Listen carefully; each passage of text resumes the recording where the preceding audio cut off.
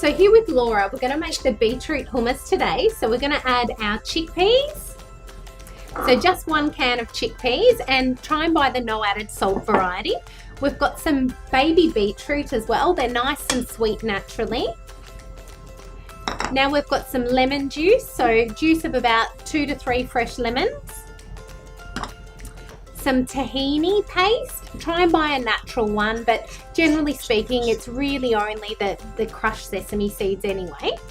Plus a little bit of garlic and some cayenne pepper for spice. If you don't like it spicy, you can use some cumin seeds as an alternative. And then we're just going to blend these up, and literally that is it. That's how you make the beetroot and hummus. The beetroot and hummus. So it's that simple. We just combine all of the ingredients together, and that's how you make the beetroot hummus.